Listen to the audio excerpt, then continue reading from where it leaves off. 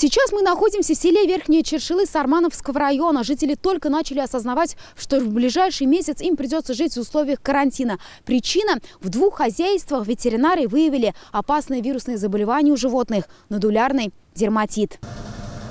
Просто так в Чершилы теперь не заедешь. Ветеринары обрабатывают колеса машин специальным раствором. Сельчанам в течение месяца нельзя забивать скот и тем более перевозить мясо. Никогда не было такого.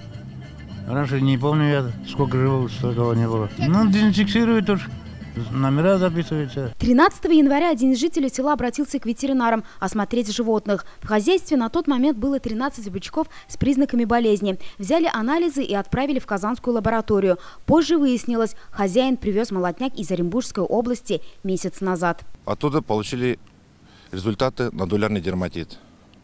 Выяснили, что данное хозяйство нодулярный дерматит привезли из других регионов без ветеринарно-сопроводительных документов. Из-за этого у нас появился здесь очаг. Нодулярный дерматит – это вирусно-высококонтагиозная болезнь крупного рогатого скота, характеризующаяся лихорадкой, поражением лимфатической системы, отеками. Семья была работящая, занимались то есть выращиванием откормочных бычков, но они тоже не знали, что животные заразные, да, их не предупредили тоже. Осмотр показал, что дерматитом заражены и животные соседей – 20 коров и бычков. Весь скот в этих 2 хозяйствах сожгли, хозпомещения обработали. Закупить новые поголовья они смогут лишь через полгода. При перевозке скота человек, гражданин, должен в первую очередь обратиться в ветеринарное отделение района.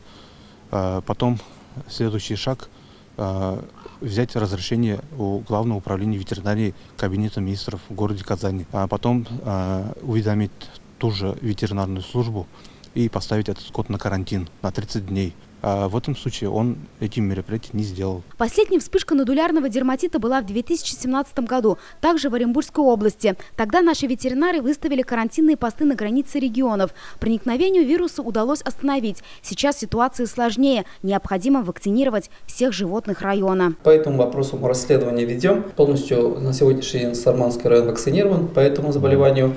И планируем дальше, чтобы не было распространения, вакцинировать соседних районов. По Сармановскому району провели вакцинацию всех поголовья, восприимчивых по данному заболеванию.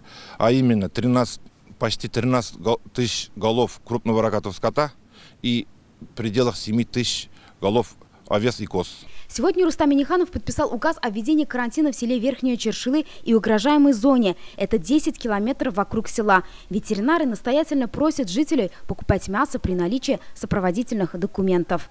Филюза Хамидуллина, Эрик Хабибуллин, ТНВ, Сармановский район. Закажи рекламу на ТНВ. Телефон в Казани 5 705 100.